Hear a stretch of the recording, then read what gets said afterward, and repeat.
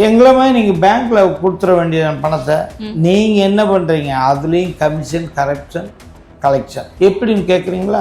நீங்களே இருக்கீங்க ஒரு பெண், போய் அந்த 8000 ரூபா கூப்பணும், ஆட்சிக்கு வராது. சப்போஸ் வந்துட்டா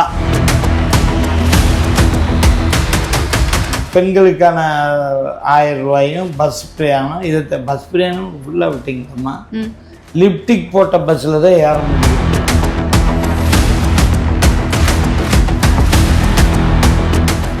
இந்த 5 வருஷத்தில் நீங்கள் ஏதாவது ஒரு வெளிநாட்டு கம்பெனியை இங்கே கொண்டு வந்து இளைஞர்களுக்கு ஒரு வேலை வாய்ப்பை கொடுத்துருக்கலாம்ல. இளைஞர்களுக்கு நாம் அதிகமாக வேலை வாய்ப்பு கொடுத்து அந்த இலவசத்தை அவன் எதிர்பார்க்க மாட்டான்ல. சார் இலவசத்தை எதிர்பார்க்க மாட்டாங்கன்னு சொல்லிட்டு அதிமுகவும் அதுதானே சார் அறிவிச்சிட்டு இருக்காங்க. நாங்கள் அந்த தொழிற்சாலையில் உருவான இலவசம் இருக்காது. தொழிற்சாலைகள் உள்ள வராம இங்க இருக்கக்கூடிய வளர்ச்சி எதுவும் நடக்காம தான் நம்மளுடைய ஜிடிபி 11% வரைக்கும் ஏறி இருக்கா.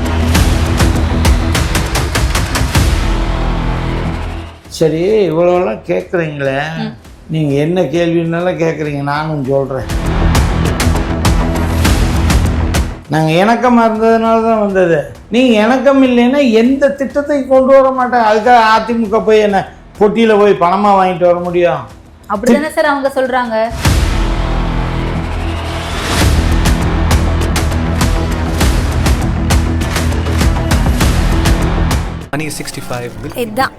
இது மட்டும்தான் பனியன்னா milky mist, only milky mist. The debate நேயர்களுக்கு வணக்கம். இன்றைய சிறப்பு நேர்காணலில் நம்மோடு இணைந்திருப்பவர் கோவை தெற்கு அதிமுகவினுடைய சட்டமன்ற தொகுதி வேட்பாளர் திருமிகு அம்மன் அர்ஜுன் அவர்கள் தான் இருக்காங்க. வாங்க பேசலாம்.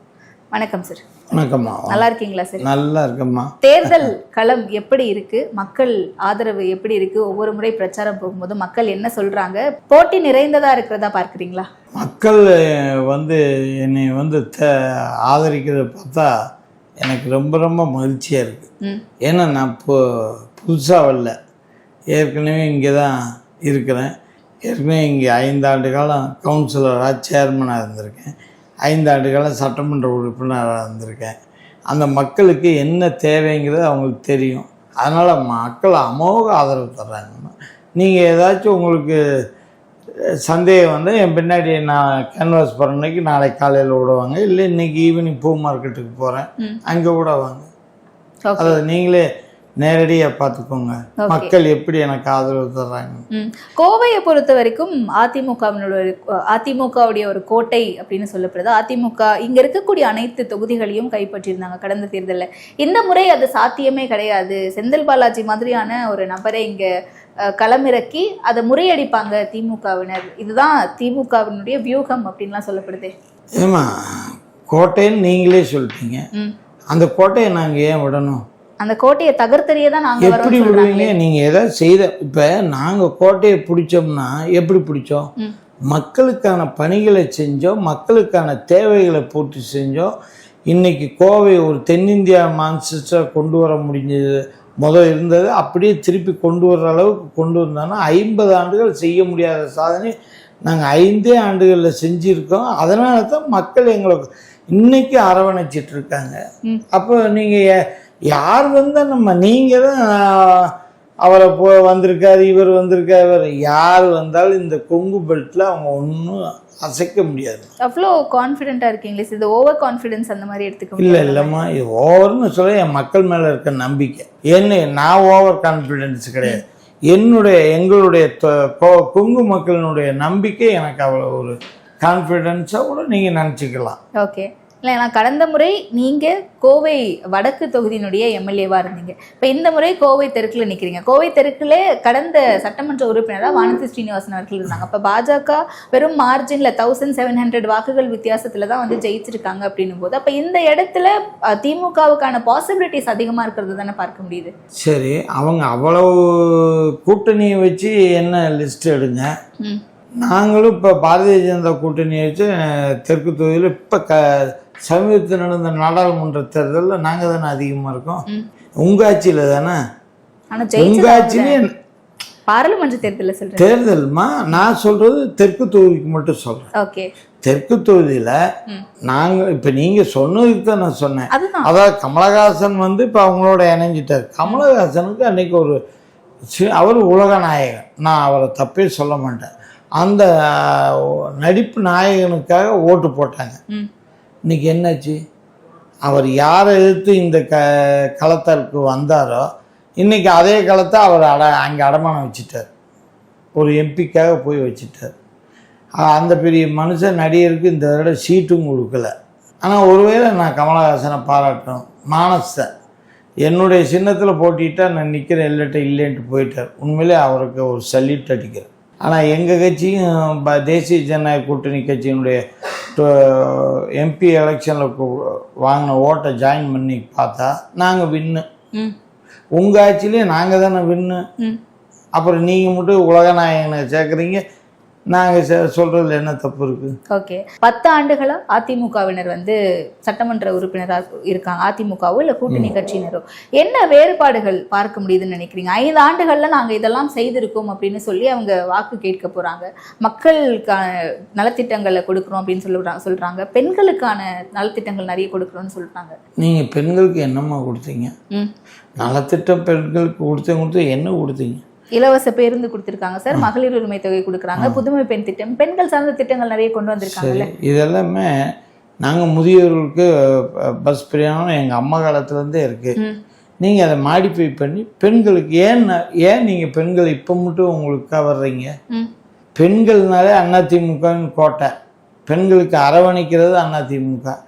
நாங்கள் தான் அவங்களுடைய பொருளாதாரம் வளர்வதற்கான திட்டங்களே அம்மா தான் கொண்டு வந்தாங்க. உதாரணத்துக்கு நீங்கள் 2011 அம்மா ஆட்சி கட்டில் ஏறணும்னு ஜூன் மாதம் ஜூலை மாதத்தில் முதல் கையெழுத்து ஒவ்வொரு குடும்பத்தை ரேஷன் கார்டுக்கு 20 கிலோ அரிசி கொடுத்த விலையில்லாமல் அரிசி கொடுத்த அம்மா. இன்னைக்கு எத்தனை குடும்பங்கள் பசி இல்லாமல் இருக்குது. அந்த குடும்பம்லாம் அதிமுக இன்னைக்கு வரைக்கும் நேசிக்கிறாங்கம்மா. உதாரணத்துக்கு ஒன்று சொல்லலாமா? 2016 2021 நான் இந்த தெற்கு தொகுதியில் சட்டமன்ற உறுப்பினராக இருந்தேன். அப்போ இன்றைக்கி நான் ராமநாதபுரத்தில் நேரு நகரில் 63வது வார்டு நேரு நகரில் கட் ரோட்டில் ஒரு அம்மினி வந்து அண்ணா இருங்க, நான் எனக்காக ஒரு 2 நிமிஷம் நில்லுங்கண்ணா. நான் கூட என்னமோ ஏதோ நினச்சி போய் ஆரத்தி எடுத்துட்டு நான் கேட்டேன். எடுத்த உடனே அம்மா நீ ஓட்டு கேட்கக்கூடாதுண்ணா, எங்களை கொரோனா காலத்தில் காப்பாற்றினவர் நீங்கள் தான்ம்மா. வீடு வீடாக வந்து நலத்திட்டங்களை கொடுத்தா அந்த உயிரை உங்கள் உயிரை மதிக்காம எங்கள் உயிரை மதிச்சிங்களே, இந்த மக்கள் உங்களுக்கு எப்பவும் அதிமுக மறக்க மாட்டாங்கன்னு. இதுக்கு மேலே என்னம்மா சான்று வேணும்? நீங்கள் கொரோனா காலத்தில் எங்கே போனீங்க? இருந்த ஒரு தொகுதி இழந்துட்டீங்க. 2021 அந்த 16-21 ஒரு தொகுதி வச்சுருந்தீங்க சிங்கநல்லூர்.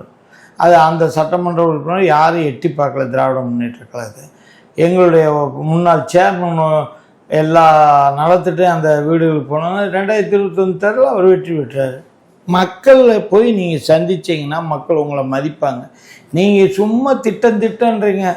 குடும்பத் தலைவிக்கு 1000 ரூபா சொன்னீங்களம்மா, அதை உடனே கொடுக்க வேண்டியது நம்ம. 28 மாதம் எங்களது கழக பொதுச் செயலாளர் எடப்பாடியார் எதிர்க்கட்சி தலைவர் சட்டமன்றத்தில் போராடி எத்தனை வாட்டி எங்களெல்லாம் குண்டுக்கட்டாக தூக்கி வெளியே போட்டீங்க.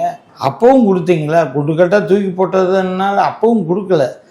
ஈரோடு இடைத்தேர்தல் வந்ததுக்கு அந்த தேர்தல் பயம் உங்களுக்கு. அதனால தான் நீங்கள் 1000 ரூபாய் கொடுத்தீங்க.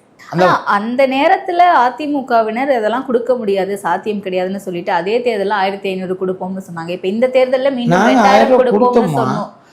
இந்த தேர்தலில் 2000 கொடுப்போம்னு சொல்றாங்க. அப்ப அதிமுகவும் அந்த மாதிரியான ஒரு அரசியல் தானே கையில் எடுக்கிறாங்க. இல்லைம்மா, நாங்கள் எங்கள் நிர்வாகத்தை கரெக்டாக வச்சுருக்கோம். அரசோட கஜானா எப்படி இருக்கும் ஏது இருக்குன்ற எங்களுடைய ஒரு சாமானிய முதல்வர்மா எடப்பாடி ஒரு விவசாயி.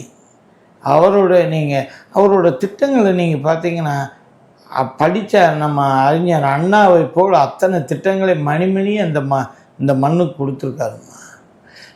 நாங்கள் சொன்னது தான்மா நீங்கள் காப்பி அடிக்கிறேன், இவங்க காப்பி அடிக்கிறாங்க. உதாரணத்துக்கு என்ன சொல்லுங்க, நான் சொல்கிறேன். உதாரணத்துக்கு இப்போ நாங்கள் என்ன சொல்லியிருக்கோம்? ஆட்சிக்கு வந்து முதல் கையெழுத்து இந்த 5 ஆண்டு காலம் குடும்பத் தலைவி கஷ்டப்பட்டதுக்கு முதல் கையெழுத்தில் 10,000 ரூபா அவர்களுடைய வங்கி கணக்கில் சேர்க்கப்படும். எதில் சேர்க்கப்படும்? வங்கி கணக்கில். நீங்கள் அதை காப்பி அடித்து என்ன சொன்னீங்க? 8,000 ரூபா கூப்பன் தருவேன். கூப்பன் எதுக்குமா தரீங்க? அரசாங்கம் பணத்தை அவங்க அக்கௌண்ட்ல சேர்த்துருங்க. இலவசமா ரெஃப்ரிஜரேட்டர் தரேன்னு நீங்க சொல்றீங்க, இலவசமா ஃப்ரிட்ஜ் தரேன்னு சொல்லும் போது அவங்க அதற்கு பதிலா போட்டி, இதெல்லாமே ஒரு போட்டி அரசியல் களத்துல. நாங்க ரெஃப்ரிஜரேட்டர் நாங்களே தர்றோம்னு சொல்லிட்டோம். நீங்க மிக்சி கிரைண்டர் நாங்க தந்தோம், ஏதாவது ஒரு அலிகேஷன் இருந்ததாமா? இப்ப நீங்க 8,000 ரூபா தர்றதுல என்ன சொன்னீங்க? உங்களுக்கு விருப்பப்பட்ட கடைகளில் என்ன சரக்கு வேணாலும் வாங்கிக்கலாம். ரைட்டு, வாங்கிக்கிறோம். சரி, எங்களை மாதிரி நீங்கள் பேங்க்கில் கொடுத்துட வேண்டிய பணத்தை நீங்கள் என்ன பண்ணுறீங்க? அதுலேயும் கமிஷன், கலெக்ஷன் எப்படின்னு கேட்குறீங்களா? நான் ஒரு வியாபாரி, அது எப்படின்னு தெரியும். இப்போ ஒரு நீங்களே இருக்கீங்க, ஒரு பெண் போய் அந்த 8,000 ரூபா கூப்பன் ஆட்சிக்கு வராது, சப்போஸ் வந்துட்டா அந்த 8,000 ரூபா கூப்பன் எடுத்து ஒரு கடையில் கொண்டு போய் கொடுக்குறீங்க. அந்த கடைக்காரன் உங்களுக்கு பொருள் கொடுத்துருவான். அந்த கடைக்காரனுக்கு அந்த பணம் வரணும்ல, அவன் கவர்மெண்ட்டுக்கு அதை அப்ளை பண்ணுவான். அவன் மொத்த கூப்பன் எத்தனை வந்திருக்கு, இத்தனை வந்திருக்கு, இது கமிஷன் எனக்கு கொடு, அப்போ பில் பாஸ் பண்ணுவேன். எங்கள் எடப்பாடி நான் அதெல்லாம் எதிர்பார்க்கலைங்க. ஏழை மக்களுடைய வயிற்றில் பால் வார்த்தவருமா அவங்க பணத்துல எல்லாம் நாங்கள் இப்பன்ட்டு இல்லை, தலைவர் கொடுத்து சிவந்தக்காரங்களுக்கு சொந்தக்காரர் இந்த கட்சி ஏழை மக்களுக்காக தன் நடிப்பில் சம்பாதித்த எத்தனை அந்த லைட் வெளிச்சத்தில் சம்பாதிச்ச அந்த காசு மக்களுக்கு கொடுத்துட்டு போனாருமா. கண் தெரியாதவர்கள், காது கேட்காதவர்களுக்கு எழுதி வச்சுட்டு போனாருமா. அந்த இயக்கம் என்றைக்கும் ஊழலுக்கு அடிபணியாதுமா. இந்த கோவை தெற்கு தொகுதியை பொறுத்த வரைக்கும் தொடர்ந்து பிரச்சாரங்கள் ரொம்ப மும்முரமாக போய்கிட்டு இருக்கு. நேற்றைக்கு செந்தில் பாலாஜி அவர்கள் பேசும்போது கூட பல திட்டங்களை நாங்கள் வச்சிருக்கோம் இந்த மக்களுக்கு செய்யறதுக்காக இங்க அப்படின்ற மாதிரியான ஒரு பிரச்சாரத்தை முன்னெடுத்திருக்காரு. அப்போ அதெல்லாமே மக்கள் மனத்துல எடுபட தானே செய்யும். திட்டங்கள்னா இப்போ நாங்கள் 5 லட்சம் கடன் இப்போ நீங்கள் வாங்கியிருக்கீங்க, அதுக்கு பெரிய ஒரு திட்டத்தை நான் கொண்டு வந்தேன்னு சொன்னீங்கன்னா நாங்கள் பாராட்டுவோம். இப்போ நாங்கள் பண்ணோம், எங்களுடைய திட்டங்களை நாங்கள் சொன்னாங்க. வீரவாண்டிய கட்டமொன்னில் சொன்ன மாதிரி எண்ணிக்கை அடங்காதுன்ன மாதிரி அத்தனை திட்டங்கள் இருக்குது. இந்த கோவைக்கு மட்டும்தான் சொல்கிறேன், நான் தமிழ்நாடு முழுவதும் அருமையான திட்டம்தான். அந்த ஒரே உதாரணம், 70 ஆண்டு காலம் சாதிக்க முடியாத அத்திக்கடவு அவனாசி திட்டம் 1320 கோடி ரூபாயில் அந்த திட்டத்தை இன்னைக்கு கொண்டு வந்தார். உங்களை மாதிரி சென்ட்ரல் கவர்மெண்ட் நிதி வரலன்னால சொல்ல, அவர் தமிழக சொந்த நிதியில் அதை கொண்டு வந்தார்லம்மா. அந்த திட்டம் கொண்டு வந்தால் இன்றைக்கி அந்த விவசாயிகளுக்கு எத்தனை விவசாயிகளுக்கு வயிற்றில் பால் வார்த்திருக்காருமா. 30 இப்போ விளையுதுமா. அதே மாதிரி 1621 கோடி ரூபாயில் அவனாசி மேம்பாலம், அவனாசி ரோடு மேம்பாலம், அதில் பூஜை போட்ட அடியேனும் அந்த இதில் இருக்கேன், வஉசி மைதானத்தில் போட்டு. அதை கூட நீங்கள் நாங்கள் தான் கொண்டு வந்தீங்கிறீங்க. அது என்னம்மா அர்த்தம்? நாங்கள் பெற்ற பிள்ளைக்கு நீங்கள் ஏம்மா பேர் வச்சுட்டு நான் பெற்றேங்கிறீங்க? உங்கள் தைரியமாக நீ பெற்ற பிள்ளைக்கு சொல்லு, இந்த நான் தான் பெற்றேன்னு கொடுங்க, நாங்கள் ஏற்றுக்கிறோம். நாங்கள் நீங்கள் சொன்ன நீங்கள் தப்பாக சொன்னீங்கன்னா அதுக்கு பதில் கொடுப்போம்.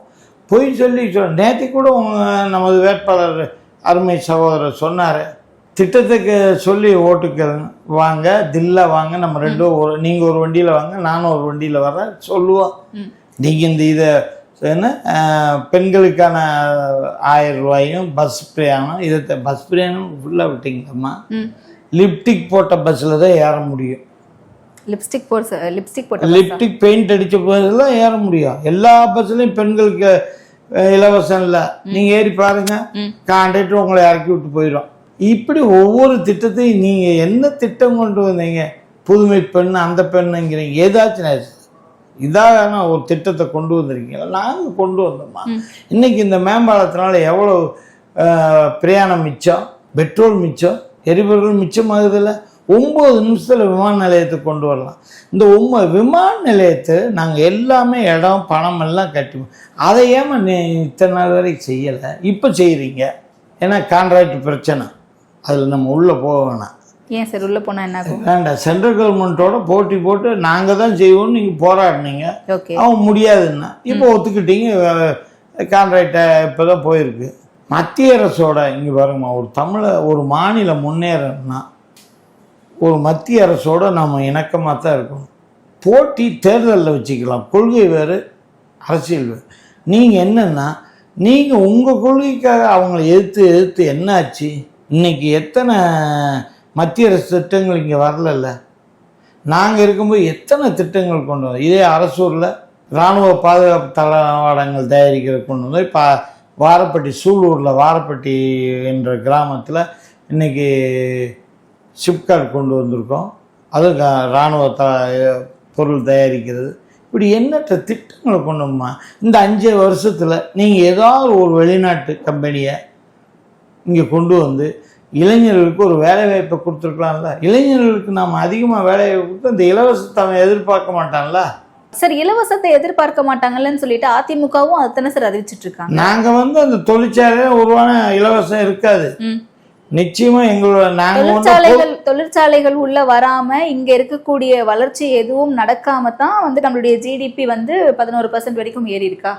வேறு தொழிற்சாலைகள் உள்ள வராம எந்த வளர்ச்சியும் தமிழ்நாடு பார்க்காம தான் நம்மளுடைய ஜிஎஸ்டிபி வந்து 11% வரைக்கும் ஏறி இருக்கா. இரட்டை இலக்க நாங்க கொண்டு வந்திருக்கோம்னு சொல்றாங்க. நிதி ஆயோக் ரிப்போர்ட் தானே சார் அது. கடன் எவ்வளவு? நேற்றுக்கு முந்தின பியூஷ் கோயல் என்ன சொன்னாரு? நாங்கள் 80,000 கோடி ஜிஎஸ்டியில் மட்டும் வருமானம் கொடுத்தோம். அந்த பணம் எங்கே போச்சு? வெள்ளை அறிக்கை கொடுப்பாரான்னு நான் கேட்கலைங்க. மத்திய அமைச்சர் கேட்டிருக்காரு, வர்த்தகத்துறை அமைச்சர் கேட்டிருக்காரு. அதுக்கு பதில் சொல்லுங்க. ஏன் சொல்ல மாட்டேன்ட்டீங்க? எப்போ கேளு எங்களுக்கு நிதி ஒதுக்கலை, ஒரு கண்ணில் வெண்ணெய் ஒரு கண்ணில் சுண்ணாம்பு. இந்த மக்களை எத்தனை நாளைக்கு தான் ஏமாத்துவீங்க? ஓகே, அப்ப அதிமுக ஆட்சிக்கு வந்தா அந்த நிதியெல்லாம் வாங்கிடுவாங்களா? நிச்சயமா நிதி வாங்குறீங்க. நாங்க செய்யற வேலைகளுக்கு அவங்க நிதி ஒதுக்குனா போதும். நாங்க அந்த நிதி வாங்கி எங்களுக்கு எதுக்கு? தமிழகத்தை நம்பர் 1 மாநிலமா நாங்க கொண்டு வருவோம். அதை எங்களுடைய கழக பொதுச்செயலாளர் எடப்பாடியார் நிச்சயமாக அதை செய்து காட்டுவார். சரி, இவ்வளோலாம் கேட்குறீங்களே, நீங்கள் என்ன கேள்வினாலும் கேட்குறீங்க. நானும் சொல்கிறேன், உங்களுக்கு கரெக்டான பதில் சொன்னால் தான் சரியாக வரும். அதிமுக இணக்கமாக இருந்ததுனால தாங்க யாராலும் உலக ரெக்கார்டு நாங்கள் அப்படி காலரை தூக்கிட்டு 11 மருத்துவக்குள்ளே ஒரு வருஷத்தில் யாராலும் கொண்டு வர முடிஞ்சதாம்மா? சொல்லுங்கம்மா. நாங்கள் இணக்கமாக இருந்ததுனால தான் வந்தது. நீங்கள் இணக்கம் இல்லைன்னா எந்த திட்டத்தையும் கொண்டு வர மாட்டேன். அதுக்காக அதிமுக போய் என்ன பொட்டியில் போய் பணமாக வாங்கிட்டு வர முடியும்? அப்படிதானே சார் அவங்க சொல்றாங்க. யாரு? அப்படிதானே சார் அவங்க சொல்றாங்க. அதிமுகன்ற கட்சியவே அடமானம் வச்சுட்டாங்க அப்படின்னு சொல்லிட்டு. அது என்னமா, நீங்கள் 98ல் ஜாயின்ட் ஆனீங்கன்னா அது உத்தம கட்சி, அதாவது பரிபூரணம், கங்கையில் நீராடி அப்படி பரிபூர்ணமாக வந்தது. நாங்கள் சேர்ந்தப்போ அது கோவத்தில் போயிடுச்சா? என்னம்மா ஒரு லத்தாச்சிக்கா பேசுங்க. அது ஒரு சரிம்மா. இப்போ நீங்கள் மட்டும் சொன்னீங்களே 11.5%. நீங்கள் பாரத பிரதமர் மாண்பு நரேந்திர மோடிஜி அவர்கள் நல்லது செஞ்சதுனால தான் 3 முறை ஹாட்ரிக் பண்ணியிருக்காரு. ஒரு காலத்தில் காங்கிரஸ் நேரு காலத்தில் இருந்த இதை ரெக்கார்டை இன்னைக்கு இவர் உடைக்கிறாருல்லம்மா. அது எப்படிம்மா? அப்ப அதே நான் திரும்ப கேட்கலாம்ல சார். 2019 இருந்து 21, 24 3 தேர்தல்களையும் திமுக தொடர்ந்து வெற்றி பெற்றுட்டு வந்துட்டு இருக்காங்களே. அப்ப ஏதோ ஒரு வகையில மக்கள் மத்தியில நல்லது பண்ணி நல்ல இடம் பிடிச்சிருக்காங்கன்னு புரிஞ்சுக்க முடியும். நீங்க கொடுத்த தேர்தலுக்கு ஏமாற்று வேலை. அதை பாவம் இந்த பாமர மக்கள் நம்பிட்டாங்க. நீங்க கேஸுக்கு 100 ரூபா மானியம் கொடுக்குறீங்க, எங்கேம்மா போச்சு? கல்வி கடன் ரத்து எங்கேம்மா போச்சு? இதெல்லாம் மக்கள் உணர்ந்திருக்காங்க. அதை 2024 திரும்பவும் ஓட்டு போட்டுக்க மாட்டாங்க. நாங்கள் அடுத்து செய்வோம்னு நீங்கள் சொல்லிட்டீங்களே. இப்போ 2 வருஷம் முடிஞ்சிருச்சு. இப்போ அதே 525 தேர்தல் அறிக்கை கொடுக்குறேன். அதெல்லாம் 525 உங்களுக்கு ராசியா கேட்குறேன். அதே 525 தேர்தல் அறிக்கை ஏன் கொடுக்குறீங்க? மக்கள் ஏமாளி நீங்கள் நினைக்கிறீங்க. இந்த முறை மக்கள் அதி புத்திசாலியாக கொடுப்பாங்க. இல்லை, பரீட்சை எழுதுனா ஒரு மாணவனுக்கு ரிசல்ட் வரும்போது பக்குங்க மே மாதம் 4ஆம் தேதி தெரியும். நீங்கள் இப்போ கேட்டீங்களா கேள்விக்கு, இந்த மக்கள் உங்களுக்கு பதில் கொடுப்பாங்க. அதுதான் நான் கேட்க வந்து ரிசல்ட்டுக்கு அப்புறம் தான் என்னவா இருக்கும் அப்படிங்கிறத நம்ம பேச முடியும். ஒரு ஹைப்போதட்டிக்கல் கொஸ்டின் வச்சுப்போமே, ஒருவேளை அதிமுக இந்த முறை வெற்றி பெற முடியவில்லை அப்படின்ற பட்சத்தில் அதிமுக தொடர்ந்து 10 தோல்வி அப்படின்ற ஒரு விமர்சனத்தோட தான் பேசிக்கிட்டு இருக்காங்க எல்லாருமே, குறிப்பாக திமுகவினர். அப்படியான விமர்சனங்களுக்கு பிறகு மீண்டும் அதிமுக தோல்வி அடையுது அப்படின்னா அதிமுக அப்படின்ற ஒரு கட்சியே இல்லாம போயிடும்னு சொல்றாங்க. தயவுசெய்து அந்த தோல்விக்கு இடமே இல்லைம்மா. மக்களே சொல்றாங்க எப்போ தேர்தல் வரும் நாங்கள் ஓட்டு போடணும்னு கேட்குறாங்க. நாங்கள் போகிற கேன்வாஸ் போகிற இடத்துல அந்த சாஞ்சி அறுக்க மாட்டாதவனுக்கு 7-8 அருவாம்பாங்க. இது 10 தோல்வி பழனிசாமிங்கிறீங்களே, அது என்ன கான்செப்டு? 1972 கட்சி ஆரம்பித்தார். எங்களுடைய பாரத ரத்னா கொடுத்து சொந்தக்கா எம்ஜிஆர் அவர்கள். அந்த அவர் இருக்கும், அந்த மகான் இருக்கிற வரை நீங்கள் தலையெடுக்க முடிஞ்சதா? அப்போ அது எத்தனை தோல்வி? 1977 1987 வரைக்கும் எங்கே போனீங்க? 91 அதிமுக எங்களுடைய இயக்கம் இரண்டாக பிறந்த அவர் மறைந்த பின்பு 89 நீங்கள் ஒரு 1.5-2 வருஷம் வந்தீங்க. அதே 91 நாங்கள் வந்துட்டோம்ல, 96 நீங்கள் வந்தீங்க, 2001 நாங்கள் வந்தோம், 2011 தொடராட்சி கொடுத்து எங்களுடைய அமைதி வளம் வளர்ச்சின்ற எங்கள் மக்களுக்காகவே தன் வாழ்க்கையை அந்த புரட்சி தலைவி அம்மா அவர்கள் இருக்க வரை உங்களால் தலை கூட்டணும். நீங்கள் பார்த்து உலக சரித்திரம் அப்படின்னா என்ன? கின்னஸ் சாதனை திராவிட முன்னேற்ற கழக தோல்வி. ஒரே மேடையில் சொல்கிறேன், நீங்கள் அரசியலில் பேசுங்க, எண்ணிக்கை வேணால் நான் கரெக்டாக சொல்கிறேன் எத்தனை தோல்வி. பழனிசாமி 10 ஒரு சாதாரண கிளைக்கழக செயலாளர்மா, உங்களை மாதிரி எதிர்கட்சி தலைவர் அந்தஸ்து கூட இழக்க அவர் இல்லையே. இன்னைக்கு 75 பேரை 2021 அவருடைய ஆட்சி 2020 முடியும் போது 75 சட்டமன்ற உறுப்பினர் இந்த இயக்கத்துக்கு கொண்டு வந்து கொடுத்தவருமா. நேற்றைக்கு பேசும்போது கூட திட்டங்களை சொல்லி வாக்கு சேகரிங்க, மக்கள்கிட்ட நீங்க என்ன செஞ்சீங்க அப்படிங்கறத எடுத்து சொல்லி நீங்க வாக்கு சேகரிங்கன்ற மாதிரி தான் ஒரு விமர்சனத்தை உங்க மேல வைக்கிறாரு. ஏமா, நான் இந்த 5 ஆண்டு காலம் இல்லை 10 ஆண்டு காலம் இங்கே 2011 2021 வரைக்கும் 26 வரைக்கும் எங்களுடைய சட்டமன்ற கூட்டணியினால் அதுதான்.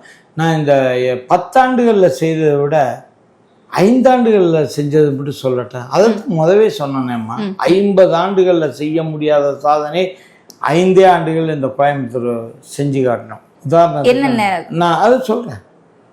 1620 கோடியில் 10.1 கிலோமீட்டர் மேம்பாலம், ஏழை எளிய மக்களுடைய வாழ்வு சுகாதாரமாக இருக்கணும்னு அரசு மருத்துவமனையில் 275 கோடி ரூபாயில் ஜைக்கா நிதியிலிருந்து கொண்டு வந்து இன்னைக்கு அது தனியாருக்கு ஈக்குவலாக புதுச்சேரி ஜிப்மர் ஆஸ்பத்திரிக்கு மேலாக இன்னைக்கு அது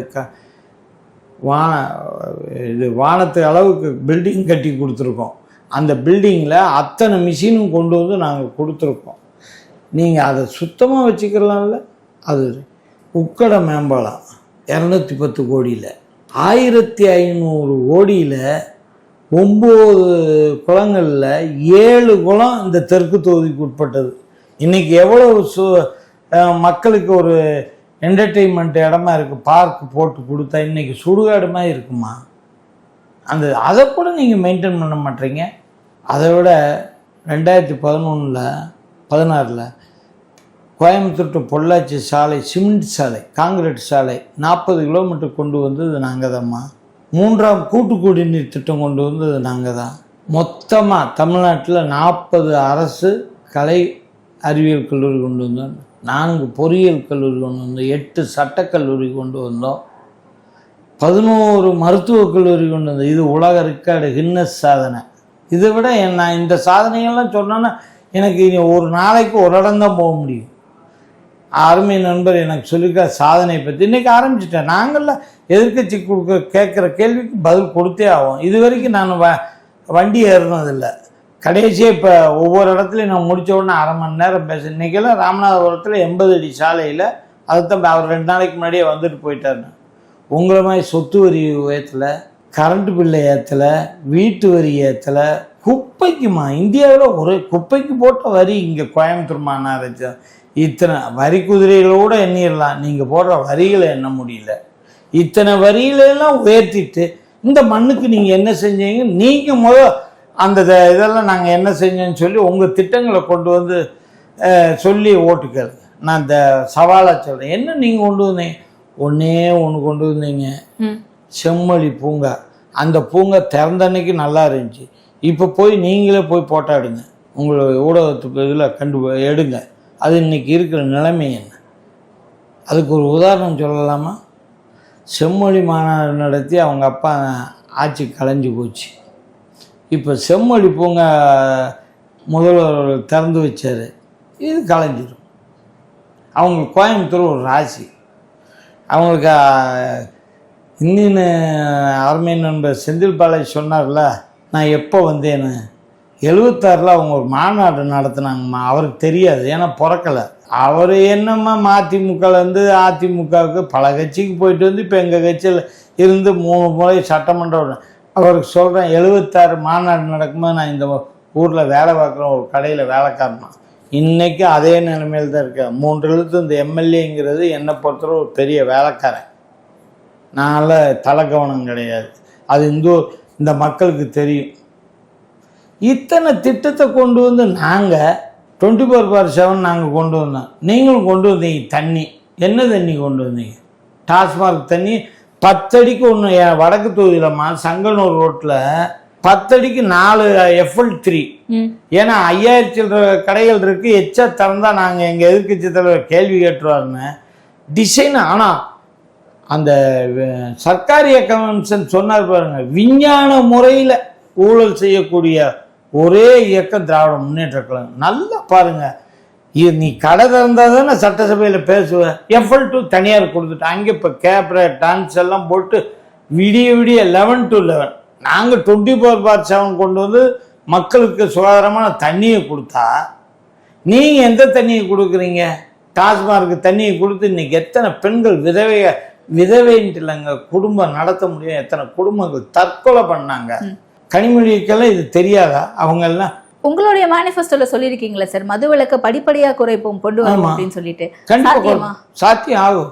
படிப்படியா நான் ஒவ்வொரு கடையும் 500 இவர் எங்களுடைய முன்னாள் முதல்வர் அண்ணன் எடப்பாடியார் 500 கடையை குறைச்சாங்க. நீங்க எங்க குறைச்சிங்க? விற்காத கடையா பார்த்து விலை போகாத கடையில் அந்த கடையை அடைச்சிட்டு FL2 ஒரு 1000 FL2 இன்னைக்கு எத்தனைன்னு தெரியாது எனக்கு. நான் தமிழ்நாடு லெவல் டேட்டா என்கிட்ட இல்லை. ஆனால் FL2 1000க்கு மேலே இருக்கும். 1000 2000 இருக்கலாம். ஏன்னா அதில் தான் மகா ஊழல். ஊழலுக்கு பேர் பெற்ற, ஏன்னா ஊழலுக்காக ஆட்சியை கலைக்கப்பட்ட கட்சியும் அவங்க கட்சி. அதை கொஞ்சம் சொல்லுங்கள் எல்லாத்துக்கும். ஊழலுக்காக கலைக்கப்பட்ட ஒரு இயக்கம்னா திராவிட முன்னேற்ற கழகம். அதே மாதிரி 5 ஆண்டுகளில் சொன்னாங்க. இப்போ நான் ஒரு வடக்கு தொகுதி சட்டமன்ற உறுப்பினமா ஏன் இந்த மருத்துவமனையை மட்டும் அடிக்கடி திருப்பி பேசுகிறேன்னா, என்னுடைய வடக்கு தொகுதி சட்டமன்ற நிதியை அந்த மக்களுடைய விருப்பப்பட்டு பெரிய ஆஸ்பத்திரியில் நாங்கள் கட்டின 8 மாடி கட்டடத்திலும் அந்த பக்கத்தில் இருக்க பில்டிங்க்கும் மக்கள் கீழே இறங்கி வரணுங்கிறதுக்காக அவங்களுடைய உடல்நிலையை மனதில் வைத்து கனெக்டிங் பாலம் போன 4 நாளைக்கு முன்னாடி 1,67,00,000 நான் கொடுத்துருக்கேம்மா. என்னுடைய இதுலேருந்தே என்னுடைய குணம் எப்படிப்பட்ட குணம் தெரியுமா? ஏழைகளுக்காக அந்த இன்னைக்கு இந்த பில்டிங்கில் ட்ரீட்மெண்ட் எடுத்து அந்த பில்டிங் போனால் அவங்க அந்த பாலத்தில் போகலாம். இதெல்லாம் நாங்கள் செஞ்ச சாதனைம்மா. இது நான் சாதனை. எங்கள் தலைவர் புரட்சி தமிழ் எடப்பாடியார், நீங்கள் நீட்டை கொண்டு வந்துட்டு நாங்கள் உள்ளே விட்டோம் நீங்கள் 7.5% கொண்டு வந்து இன்னைக்கு வருடத்துக்கு 463 குழந்தைகள் மருத்துவராக வெளியே வர்றாங்களே, இதெல்லாம் சாதனை இல்லையாம்மா? இப்போ அதுக்கு 10% சொல்லிட்டார். இந்த ஆட்சிக்கு வந்த உடனே அந்த இதுக்கு நாங்கள் உங்களை மாதிரி கவர்னர் கையெழுத்து போடல எங்கள் எடப்பாடி என்னைக்கு கூவி சொல்லலையே. தன்னுடைய அதிகாரம் 162வது விதியின்படி அதை பாஸ் பண்ண தைரியம் உங்களுக்கு இருக்கா? நீங்கள் எப்போ பார்த்து RN ரவி கையெழுத்து போட மாட்டேற ஃபைலு ஏன்னா கவர்னர் மாளிகை தூங்கு எங்கள் அண்ணன் அடிச்சார்ல தில்லா 162வது விதி அதெல்லாம் இருக்கான்னு கூட அவருக்கு தெரியுமோ தெரியாதா? ஆனால் எங்கள் அண்ணன் எடப்பாடியார் அதான் சொன்னேன், ஒரு சாதனையாளராக இருந்தாருன்னா மக்களோட மக்களாக இருந்ததுனால தான் அவருடைய கஷ்ட நஷ்டங்களை புரிந்து அதுக்கான திட்டங்களை தீட்டினார். பயிர்க்கடன் எவ்வளவு? 12,150 கோடி. இன்னொரு முறை 10,000 கோடி. 2 முறை கட்டினார். இன்னும் ஒருபடி மேலே கூட சொல்கிறேன், மீத்தன் கையெழுத்து போட்டது இன்றைய முதல்வர் அன்றைய துணை முதல்வர் கேட்டால் இல்லைம்பார். கையெழுத்து போட்ட ரெக்கார்டு இருக்குது அரசு கெஜெட்டில். அதை எவ்வளவு பாதுகாக்கப்பட்ட வேளாண்மையின் சட்டத்தை கொண்டு வந்து இன்றைக்கி அந்த இது தஞ்சாவூர் பெல்ட்டில் இன்னைக்கு யாரும் மீத்தேன் எடுக்க முடியலல்ல, அது மட்டும் எடுக்க விட்டுருந்தா நம்ம சோத்துக்கே லாட்ரி அடிச்சிருப்போம். அதை ஒரு விவசாயிங்க தானே அதை பாதுகாக்கப்பட்ட மண்டலம்னு கொண்டு வந்தார். இதெல்லாம் சாதனைன்னு சொல்லுங்கள். சரிங்க, நன்றி. நன்றி நன்றி சார்.